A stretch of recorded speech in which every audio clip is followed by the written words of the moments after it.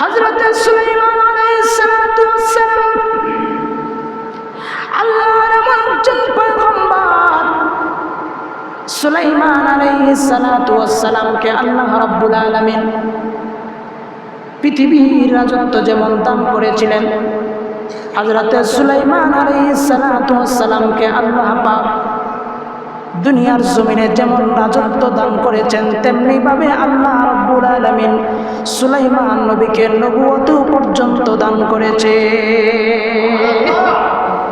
আল্লাহর নবী সুলাইমান আল্লাহর পক্ষ থেকে একজন পয়গম্বর, আল্লাহর পক্ষ থেকে একজন নবী ছিলেন, তেমনি ভাবে আল্লাহর পক্ষ থেকে ক্ষমতা পাওয়া একজন বাদশা ছিলেন। দুনিয়ার কোন সাধারণ কোন বাদশা না, যিনি গোটা পৃথিবীর রাজত্ব করেছেন। এমনকি শুধু মানুষ না, জিন্নাত পশু প্রাণীরও পর্যন্ত রাজত্ব করেছে। চিল্লায় কোন সুবহানাল্লাহ। হযরত সুলাইমান আলাইহিস সালাতু ওয়াস সালাম সৈন্যদলকে নিয়ে একত্র সবাইকে নিয়ে সফরের জন্য রওনা দিয়েছেন। দূরে একটা জায়গায় সফরের জন্য রওনা দিয়েছেন। কোরআনে কারীমের মধ্যে বর্ণনা করে সুলাইমানকে আল্লাহ পাক কেমন ক্ষমতা দান করেছেন বলেন। হযরত সুলাইমান আলাইহিস সালাতু ওয়াস সালাম সবাইকে নিয়ে সৈন্যদল বাহিনী নিয়ে একটা জায়গায় যাইতেছিলেন। একটা উপত্যকায় যখন অবস্থান করলেন, সামনে কিছু দূর বিশাল একটা পিঁপড়াদের এলাকা ছিল। কাদের এলাকা বলুন না, কাদের এলাকা ছিল? পিঁপড়াদের এলাকা ছিল, পিপিলিকা। এই পিঁপড়াদের মধ্যে একজন ছিল নেতা। একজন কি ছিল? নেতা।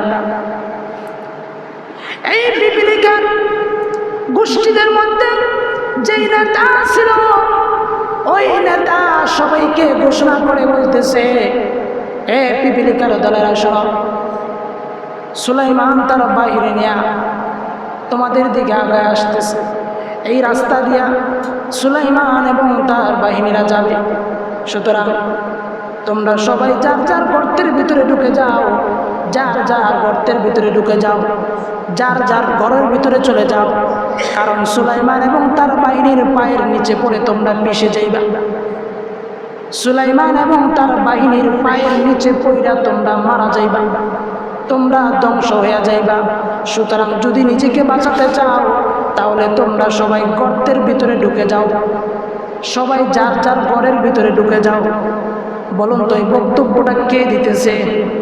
পিঁপড়াদের রাজা। কে দিতেছে? পিঁপড়াদের রাজা। আল্লাহ রাব্বুল আলামিন কালামে হাকিমের মধ্যে বলেন, হাত্তা ইযা আতাউ আলা ওয়াদিন নাম قالت نملة يا أيها النمل ادخلوا مساكنكم لا يحطمنكم سليمان وجنوده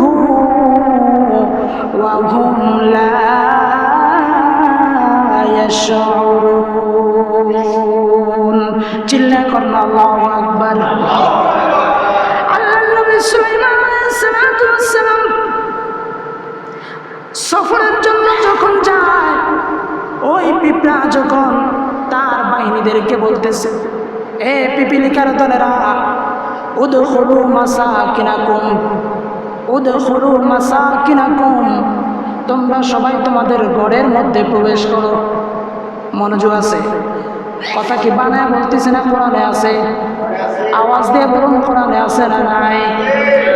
আল্লাহ রাব্বুল আলামিন বলেন, ওই পিঁপড়ার রাজা ঘোষণা করলো, ইয়া আইয়ুহান নামলু উদখুলু মাসাকিনাকুম লা ইয়াহতিমান্নাকুম সুলাইমান ওয়া জুনুদুহু ওয়া হুম লা ইয়াশউরুন। এ পিঁপড়ার দলেরা, সবাই গড়ের ভিতরে প্রবেশ করো, সুলাইমান এবং তার বাহিনী তোমাদেরকে পাড়ায় মাইরা ফেলাইবে। আমরা যখন রাস্তা দিয়ে হাঁটি, পিঁপড়া আছে কি নাই দেখি, আমরা অনেক সময় না দেখেই পিঁপড়াকে পাড়া দিয়া মেরে ফেলি। কথা কোন ঠিক কিনা? এত ছোট একটা প্রাণী, অনেক সময় এই প্রাণীটাকে আমরা দেখি না, না দেখে অনেক সময় তাকে আমাদের পায়ের নিচে ফেলে অনেক সময় পিষে ফেলি।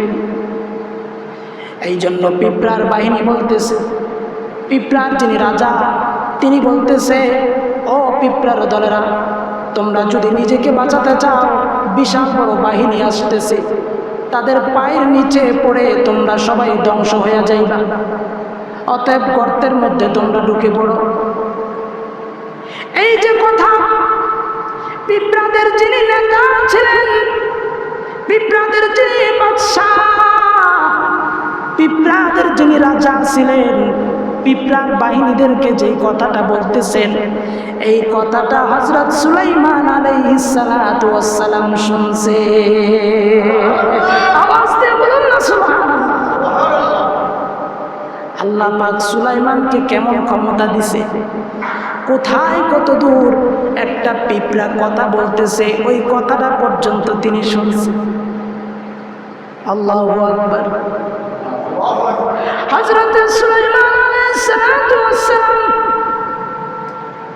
এই পিঁপড়ার কথা যখন শুনলেন, পিঁপড়ার ভাষা যখন তিনি শুনতে পাইলেন, তিনি একটা মুস্কি হাসি দিলেন। তিনি একটা মুস্কি হাসি দিলেন। এই কথাটা আমি বানায়া বলতেছি না, কোরআনের পরবর্তী আয়াতের মধ্যে আছে। কারণ হয়তো তিনি মনে মনে ভাবছেন, আরে আমি একজন সাধারণ মানুষ, পিঁপড়া আমাকে একটা কামড় দিলে পর্যন্ত আমি সেই কামড়ের ব্যথা সহ্য করতে পারি না। একটা বড় পিঁপড়া যদি আপনাকে কামড় দেয়, 3 দিন পর্যন্ত ব্যথা করবে। কথা কোন ঠিক কিনা? এই পিঁপড়া যদি আমাকে কামড় দেয়, আমি সহ্য করতে পারি না। আর আল্লাহ আমাকে কেমন ক্ষমতা দান করেছেন, আমি একজন দুর্বল মানুষ, সাধারণ একটা মশার কাছে পর্যন্ত আমি হার মানি। মশা থেকে বাঁচার জন্য কয়েল ব্যবহার করি, অস্ত্র ব্যবহার করি। মশা থেকে বাঁচার জন্য মশারি দিয়ে নিজেকে বেষ্টন করে রাখি। কথা কোন ঠিক কিনা?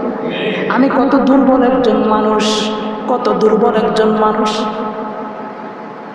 আল্লাহ রাব্বুল আলামিন আমাকে এমন ক্ষমতা দান করেছেন, এত দুর্বল একজন মানুষ, তারপরেও আল্লাহ আমাকে এমন ক্ষমতা দান করেছে, আমি ওই পিঁপড়ার ভাষা পর্যন্ত নিজের কানে শুনতে পাইছি।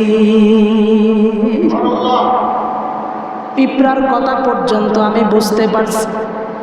আরে মানুষ, আমরা হয়তো খেয়াল করি না, একটা হাতির সামনে আমাদেরকে পিঁপড়ার মতো দেখা যায়, অথচ মানুষ ওই হাতির উপরে বসে নিজের পা দিয়া হাতিরে লড়ায়। কথা কোন ঠিক কিনা? হাতে যদি একটা পাড়া দেয়, ওই মানুষকে আর খুঁজে পাওয়া যায় না।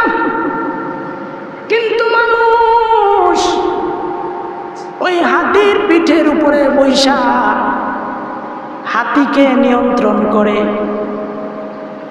আল্লাহ পাক মানুষকে কত মর্যাদা দান করেছে, এগুলো খেয়াল করলেই বোঝা যায় আল্লাহ মানুষকে কত মর্যাদা দান করেছেন, কত সম্মান দান করেছেন। মানুষকে আল্লাহ আশরাফুল মাখলুকাত বানাইছেন, মানুষকে আল্লাহ সম্মানিত বানাইছে। পৃথিবীর মধ্যে সবচেয়ে দুর্বল হলো মানুষ, সবচেয়ে দুর্বল হলো মানুষ, কিন্তু আল্লাহ পাক পৃথিবীর মধ্যে সবচেয়ে সম্মানিত করেছে মানুষ। আল্লাহ রাব্বুল আলামিন তার কালামে হাকিমকে যখন পাহাড়ের উপরে দিতে চাইলেন, পাহাড়কে বললেন, পাহাড় রে, তোমরা আমার কালামকে বহন করো।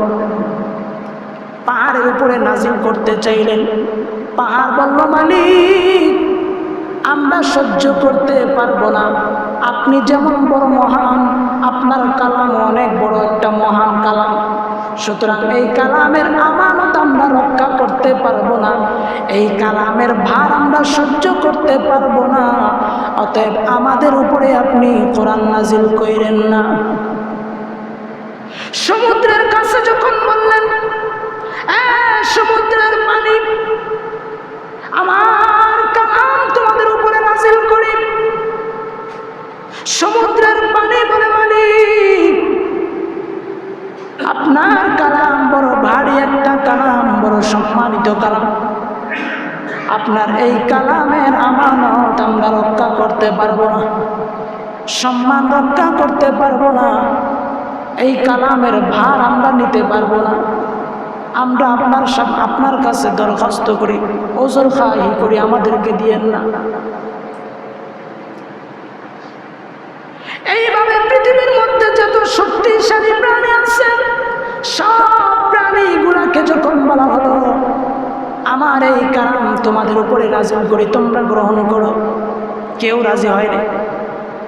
সর্বশেষ আল্লাহ মানুষকে বললেন, মানুষ রে, তোদের উপরে আমি আমার এই কালামটাকে নাজিল করলাম, আমার এই কালাম তোদের উপরে নাজিল করলাম, তোদের কাছে আমানত হিসেবে দিলাম। আমার এই কালামটাকে তোরা ভালো করে রক্ষা করবি, ভালো করে হেফাজত করবি, আমার এই কালামের আমানত রক্ষা করবি। তখন আমাদের পক্ষ থেকে আমার আপনার নবী মুহাম্মদুর রাসূলুল্লাহ সাল্লাল্লাহু আলাইহি ওয়াসাল্লাম মালিক রে বলে, মালিক তুমি যদি সাহায্য করো, তোমার কালামকে আমাদের উপরে নাজিল করে দাও। ইন্না আরাদনাল আমানাতা আলাস সামাওয়াতি ওয়াল আরদি ওয়াল জিবালি ফাআবাইনা আন ইয়াহমিলনাহা ওয়া আশফাকনা মিনহা ওয়া হামালাহাল ইনসান।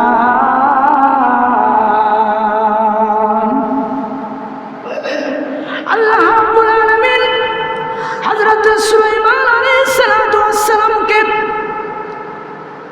এমন ক্ষমতা দান করেছেন, এমন রাজত্ব দান করেছেন, যিনি সমস্ত পশু প্রাণীর কথা বুঝতেন। এই যে পিপিলিকা কথা বলতেছে, তিনি বুঝলেন কিনা? তিনি যখন পিঁপড়ার কথাটা শুনতে পাইলেন, তিনি একটা মুস্কি হাসি দিলেন। কোরআনে আল্লাহ পাক বর্ণনা করতেছে, ফাতাবাসসামা দাহিকাম মিন কওলিহা ওয়া ক্বালা রাব্বি আউজি'নি আন আশকুরা নি'মাতাকা আল্লাতী আন'আমতা আলাইয়া ওয়া আলা وأن أعمل صالحا ترضاه وأدخلني برحمتك في عبادك الصالحين। হযরত সুলাইমান আলাইহিস সালাতু ওয়াস সালাম একটা মুস্কি হাসি দিলেন। মুস্কি হাসি দিয়ে তিনি বললেন, মুস্কি হাসি দিয়া তিনি বললেন, ক্বালা রাব্বি আউজি'নি, ওগো আল্লাহ, ও আমার রব, ও আমার মালিক, আমি যেন আপনার নেয়ামতের যথাযথ শুকরিয়া আদায় করতে পারি, আমাকে সেই সুযোগ দেন। আপনি যখন অনেক আনন্দময় একটা জিনিস পাবেন, তখন দেখবেন আপনি খুশিতে আত্মহারা হয়ে যাবেন। অনেক সময় খুশিতে চোখের পানি চলে আসে, কথা বলেন ঠিক কিনা? অনেকদিন পরে যদি আপনি একটা সন্তান পান, 4টা 5টা কন্যা সন্তান হওয়ার পরে আপনি যদি একটা ছেলে সন্তান পান, আপনার কাছে কতটা আনন্দ লাগবে বলুন তো দেখি। তখন আপনি অবশ্যই বলবেন, আল্লাহ, আমি যেন আপনার দেওয়া এই দানটাকে ভালো করে রক্ষা করতে পারি, আমি যেন আপনার এই বান্দা হক যথাযথ আদায় করতে পারে আমাকে সেই তৌফিক দান করেন, ঠিক না? হযরত সুলাইমান আলাইহিস সালাতু ওয়াস সালাম আল্লাহর কাছে বললেন, মালিক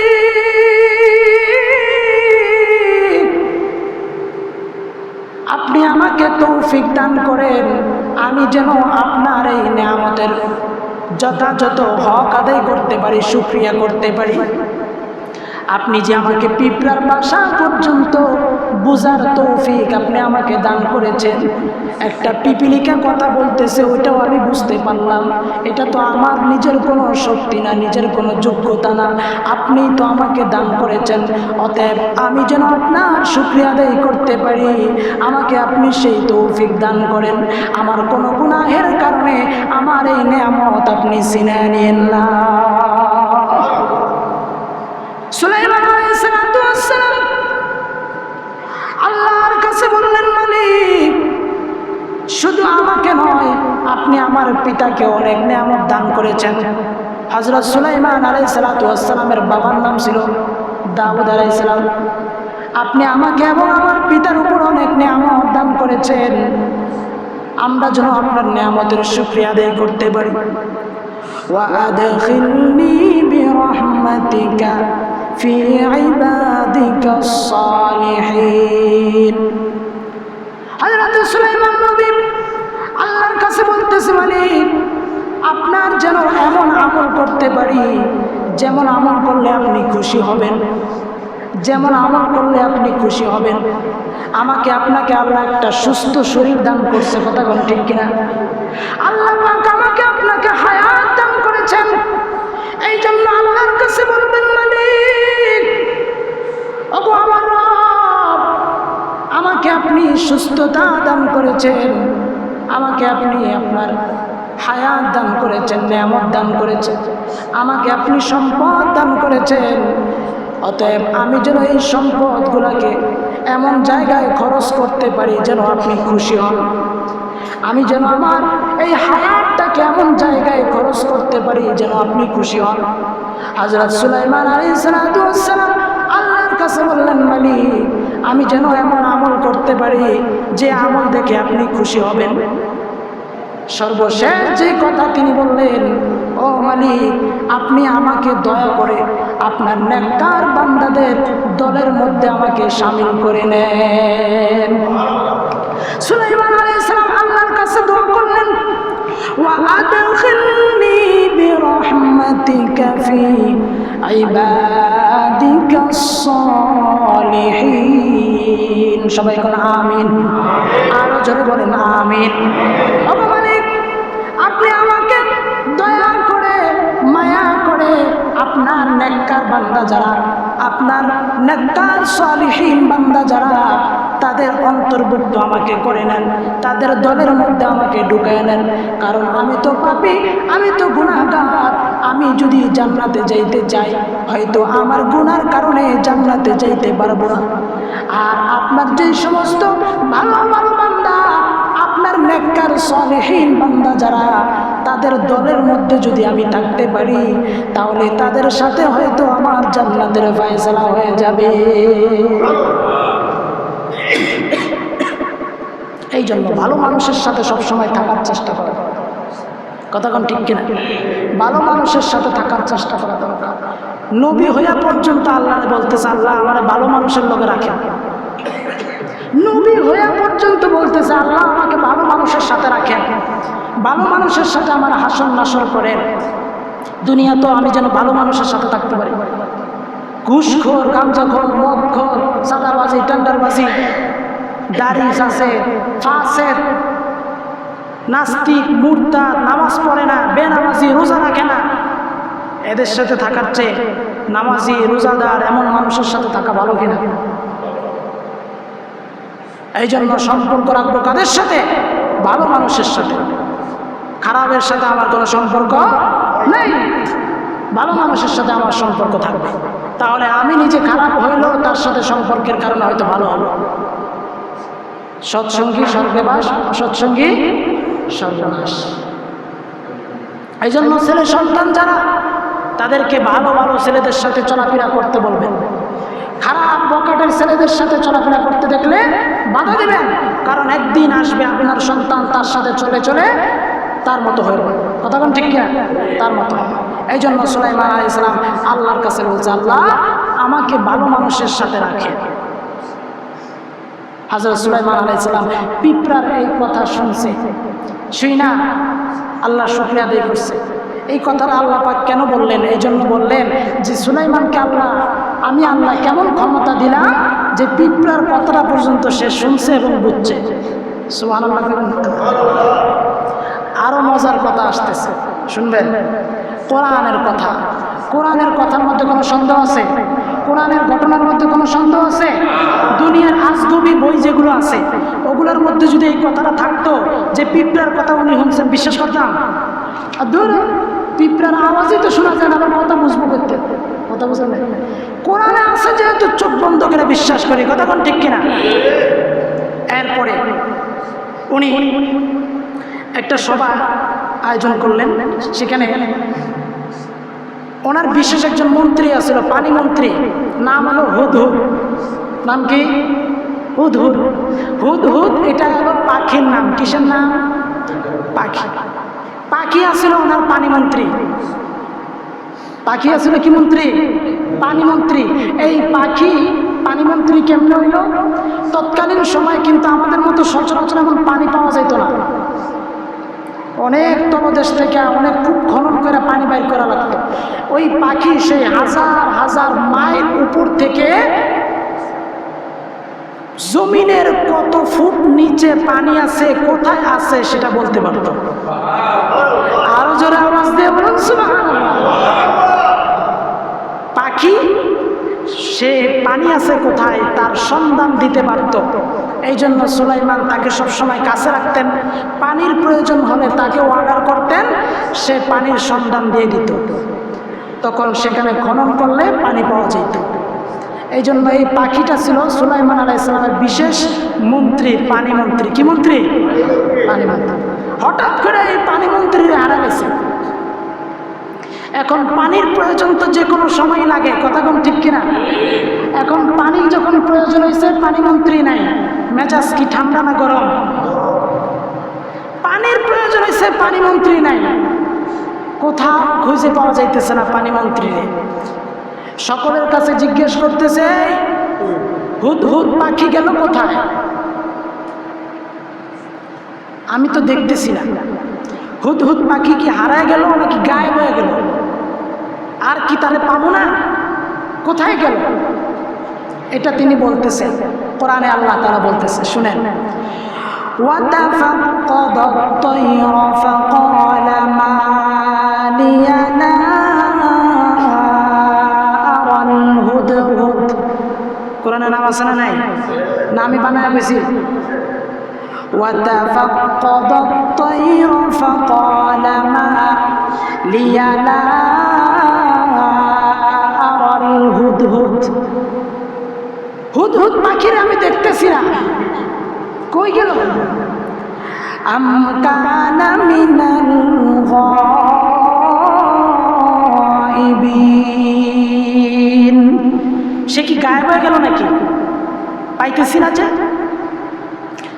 এইভাবে তিনি খুঁজতেছেন, রাগান্বিত হয়ে গেছেন। সকল জাতির বাদশাহ, সাধারণ কোনো মানুষ না তো, জিনের বাদশাহ, পশু প্রাণীর বাদশাহ, আর তার অর্ডার ছাড়া একটা পাখি চলে গেল, তারা কি ধুইব? তিনি রাগান্বিত হয়ে এবার ঘোষণা করলেন, লাউআযিবান্নাহু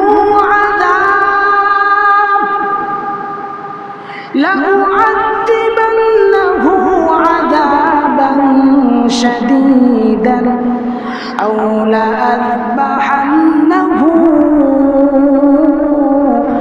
আও লায়াতিয়ান্নি বিসুলতানিন মুবিন। আল্লাহু আকবার।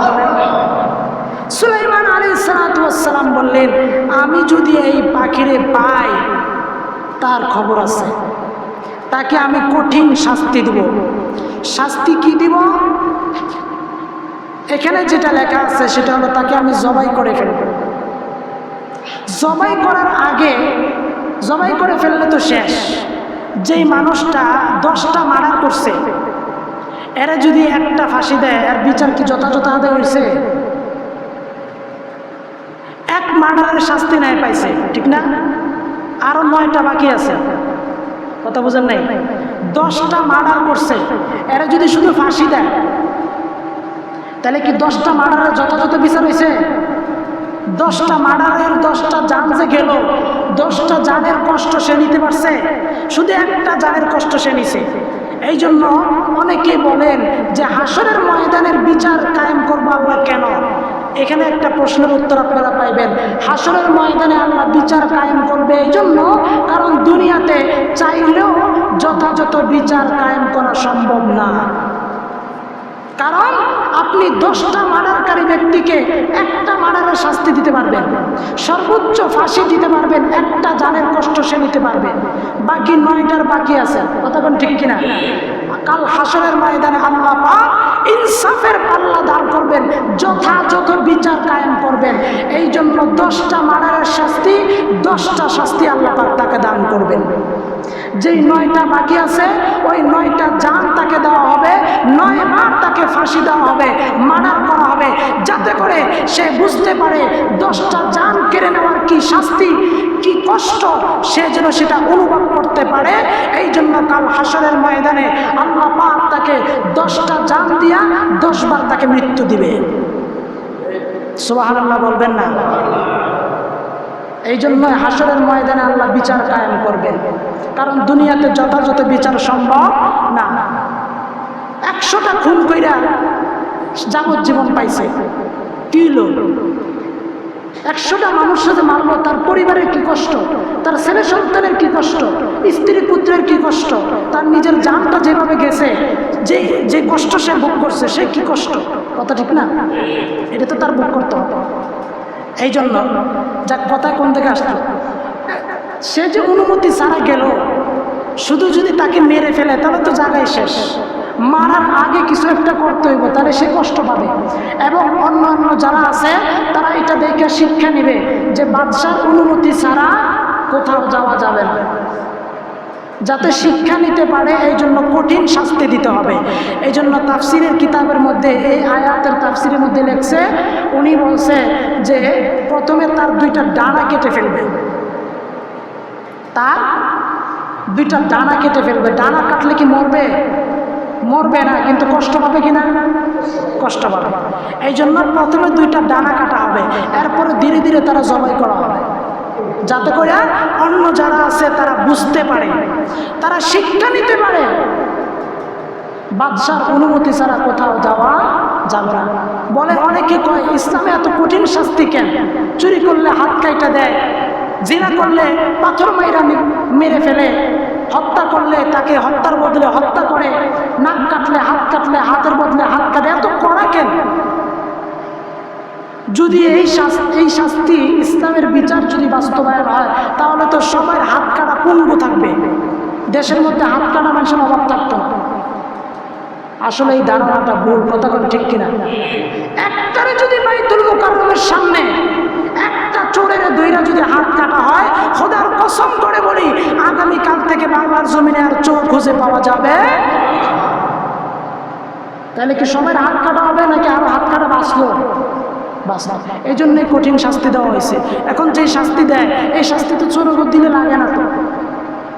এই জন্যই আগের জমানার শাস্তিগুলো দেখে, এই যে সুলাইমান আলাইহিস সালাম, এখানে এই শাস্তি কি জন্য? যাতে করে অন্যরা শিক্ষা পায়। বিচার কেন? বিচার তো এই জন্যই যাতে একজন করলে 10 জন সোজা হয়ে যায়, ঠিক না? একজন করলে যাতে 10 জন সোজা হয়ে যায়, দেশটা যেন শান্তি থাকে, চুরি ডাকাতি যেন বন্ধ হয়। এবং চুরির বিচারও করি, চুরিও চলে, তো এই বিচারে লাভ কি? ডাকাতের বিচারও করি, ডাকাতিও চলে, তো এই ডাকাতির বিচারে লাভ কি? সাদাবাজির বিচার করি, সাদাবাজিও চলে, তো এই সাদাবাজির বিচারে লাভ কি? কথা কি ঠিক কিনা বলেন? লাভ আছে? কোনো লাভ নাই। এই জন্য বিচারের মতো বিচার করতে হলে ইসলামের পতাকা লাগবে, কথা কোন ঠিক কিনা? বিচারের মতো বিচার লাগলে কোরআন লাগবে। কি লাগবে? কোরআনের মধ্যে বিচারের মতো বিচার আছে, যেই বিচার করলে চুরিও বন্ধ, ডাকাতিও বন্ধ, জিনাও বন্ধ, দর্শন বন্ধ, সব বন্ধ, সব বন্ধ। এই জন্য সুলাইমান আলাইহিস সালাতু ওয়াস সালাম পাখির সবাইকে সামনে নিয়ে ঘোষণা করছে, তারে যদি আমি পাই তাকে এই শাস্তি আমি দেব, তার দুইটা ডানা কেটে ফেলব, সবার সামনে তাকে আমি জবাই করে ফেলব। সে কেন আমার অনুমতি ছাড়া আমার রাজ্যের বাইরে চলে গেল? এইবার হুদহুদ পাখি কখন আসবে, আসার পরে কি পরিণতি, ইনশাআল্লাহ আল্লাহ যদি